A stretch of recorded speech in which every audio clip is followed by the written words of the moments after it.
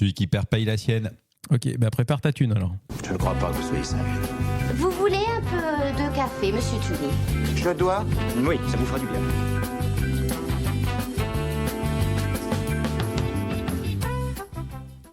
Un article lu dernièrement sur Spactoro dit que 65% des recherches n'aboutissent pas à un clic. Qu'est-ce que c'est que ce bazar ? Oui. Mais en fait, il me semblait que c'était même plus. Aujourd'hui, les gens se contentent, nous, tout le monde, de la liste réponse en fait de Google, comme si ça répondait directement à ta question. Et du coup, en fait, on va pas plus loin. Et ça va pas s'arranger avec les IA qui vont choper le contenu sur les sites et qui te font un résumé. Donc, on sait que dans les années à venir, ça va être encore pire et 60% du trafic sur les sites, en fait, va disparaître. Alors, ça s'appelle le zéro-click search. Ouais. Concrètement, c'est quoi ? C'est dans le titre, hein, mais vas-y, fais-la rapide, s'il te plaît. Par exemple, tu cherches la météo. Tu vas mettre météo du jour, boum, ça s'affiche dans Google, t'as pas besoin de cliquer sur un site. Ok, t'as pas cliqué sur le site. Voilà. Bon, ça fait peur sur les informations générales, dit comme ça, mais pourquoi est-ce que ça fait peur à tout le monde ? Et là, cette fois-ci, ça embarque quasi tous les domaines d'activité. Parce que pour la météo, je peux comprendre, je l'ai sur le téléphone, j'ai l'info tout de suite, mais pourquoi est-ce que ça fait peur à tous les domaines d'activité ? Parce que quand tu conçois un site, c'est pour te faire voir. On est dans une économie de l'attention. Donc en fait, tu attires en fait normalement le consommateur. Il vient sur ton site, il est captif de ton environnement, de qui tu es, de la manière en fait dont tu t'exprimes, ce que tu fais, etc., etc. S'il clique même plus sur ton site, il y va pas. Du coup, comment tu qualifies en fait ton trafic ? Comment tu sais en fait si tu intéresses ou tu intéresses pas ? Enfin, tu vois, ça remet en question en fait toutes les métriques qu'on peut avoir autour en fait des sites, les visites, le temps de visite, ce genre de choses. C'est un aspect ultra négatif dans le sens où tu te dis ok, mais du coup on va modifier le comportement des gens. Va se modifier, ils vont plus aller sur les sites, on va plus avoir de trafic et du coup en fait tu perds la visibilité sur ton visiteur final, quoi. Et ce comportement, est-ce qu'il a changé à cause ou grâce au téléphone ?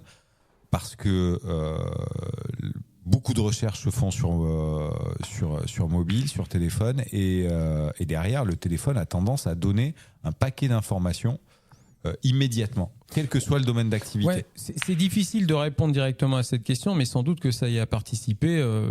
La navigation sur téléphone, ça doit être rapide, fluide, je veux dire, et ensuite tu continues ta vie, quoi. Donc oui, certainement que ça a participé à ça. Ensuite, répondre vraiment qu'est-ce qui a fait que... en tout cas, il y a une évolution dans l'usage qu'on fait en fait du net en général. Et donc, avant, tu avais un clic, quoi, grosso modo. Tu arrivais sur ton site et à la limite, tu allais voir une seconde page. Donc, tu avais 2,3 clics, 2,4 clics. Mais aujourd'hui, c'est plus vrai, quoi. Et plus ça va avancer, moins ça sera vrai. Donc, imagine-toi ton modèle économique, ta boîte, tu vends de la pub. Comment tu fais après ? Comment tu fais pour justifier en fait tes tarifs en terminé, disant... en tout cas, c'est un modèle il faut se réinventer. En tout cas, il faut se réinventer. Voilà. Il va falloir se réinventer, c'est évident. Et par contre, pour l'utilisateur, c'est plutôt une bonne nouvelle. Tu parlais de l'exemple de la météo, mais ça marche en fait pour tout. Et notamment sur les IA. Je suppose que tu vas aborder le sujet, mais en réalité, on cherche quelque chose, on a l'information tout de suite, pas besoin de cliquer, pas besoin de chercher, pas besoin de lire. C'est plutôt une bonne nouvelle pour l'utilisateur.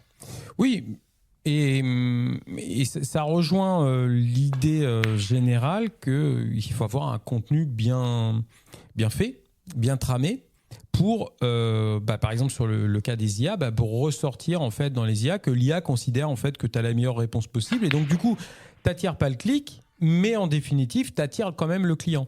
Là où ça va poser problème, c'est comment tu qualifies ça. C'est-à-dire comment tu le sais. Si jamais l'IA te donne pas l'information, si c'est quasi du zéro clic et tu n'as plus que des bots en fait, qui arrivent sur ton site, comment tu sais si ton site fonctionne ou si ton site ne fonctionne pas ? C'est ça le... Oui, parce qu'en en plus, derrière, il y a quelque chose qui est intéressant, c'est que, admettons, tu as un blog, tu écris des articles qui prennent du temps, un petit peu chiadés, et Google choisit, pour donner la réponse à l'utilisateur, va choisir un extrait de ton article. Pas besoin d'aller sur ton blog, pas besoin de lire la totalité de l'article, alors que tu t'es donné du mal et qu'il y a peut-être des informations complémentaires dans cet article.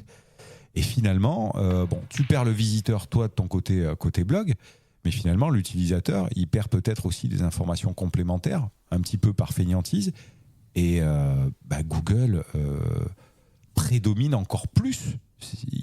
L'algorithme choisit n'importe quel niveau d'information et évite le clic, quoi.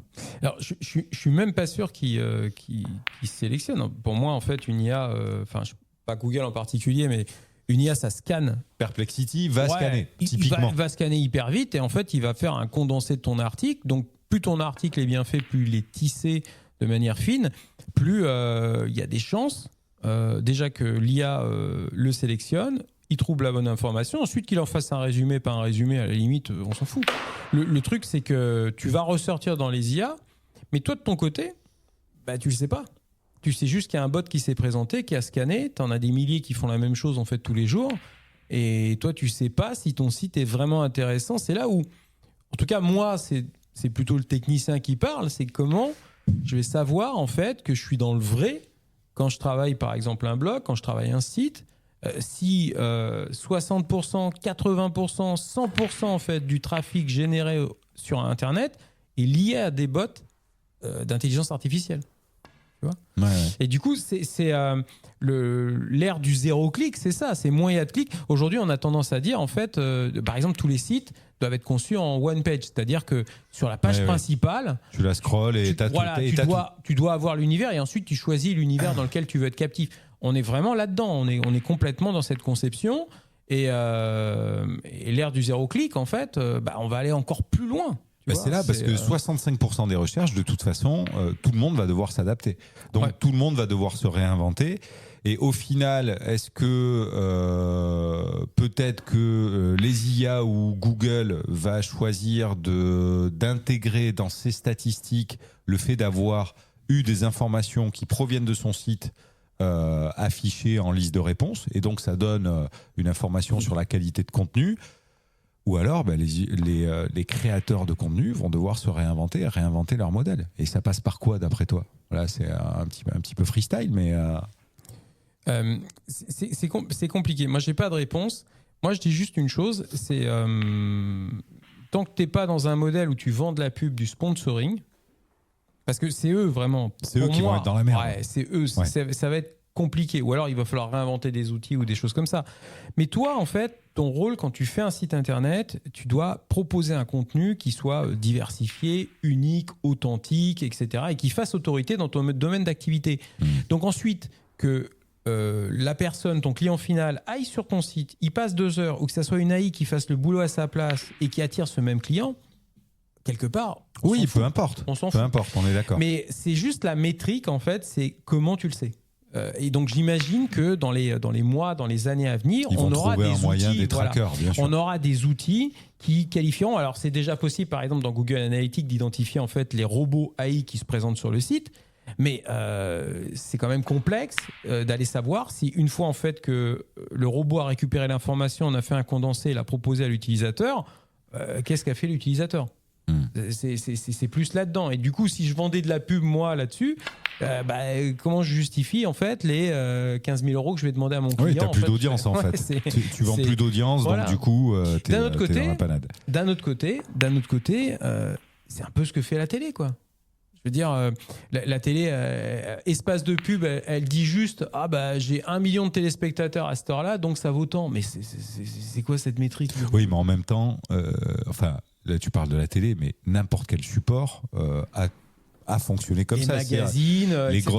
Les grandes lignes, c'est on le vend en fait à 20 000 exemplaires, c'est distribué sur Bordeaux à 10 000 exemplaires, c'est distribué gna gna gna gna, et au final, vous allez toucher en termes, on fait parler les maths, mais ça veut rien dire.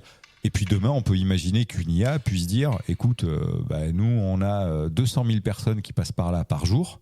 C'est ça. Et sur les 200 000, on sait que tel mot, c'est affiché, en tout cas, c'est dans les recherches, j'en sais rien, moi, 5000 fois. Donc, on considère que tu vas être affiché 5000 fois, terminado, quoi. Voilà, donc moi, je pense que l'ère du zéro clic, c'est juste une phase de transition vers un nouveau modèle. Là, c'est même pas une ère. Hein. Là, on est en plein dedans, quoi. Mais je veux dire, en fait... Ça m'a choqué, moi, ce 65%. Ça m'a impressionné, quoi. Ouais. Moi, je clique plus. Ça m'a impressionné, mais en même temps, ça m'a pas étonné, parce que moi, je clique plus sur rien. C'est les IA... quand même, les interrupteurs chez toi pour les lumières... Excellent, c'est excellent. Merci. Elle est bien, celle-là, elle est bien. On va la garder. Mais non, sincèrement, moi, je clique plus. Donc, le chiffre m'a surpris. Mais ça m'étonne qu'à moitié. Mais c'est que le début. Là, t'as chopé une info en fait là-dessus, mais dans quelques mois, je pense, on va parler vraiment, et tout le monde va en parler, de la chute en fait de mastodontes en fait, de sites internet, chute de fréquentation, chute de machin, chute de trucs. On va en parler parce que ça fait partie en fait d'un nouveau modèle, enfin d'un modèle. Ouais. Visite qui doit se réinventer et le zéro clic, ça fait partie en fait de ces modèles qui vont s'imposer et on sera plus effectivement vecteur de volume en disant on estime qu'il y a tant de visites, donc on estime que ça marche ou on estime que ça marche pas, mais on n'aura plus une métrique précise comme on avait avant, quoi. Bon, en attendant, c'est à toi de payer la tienne parce que je t'ai mis une belle tannée. Ouais, c'est vrai.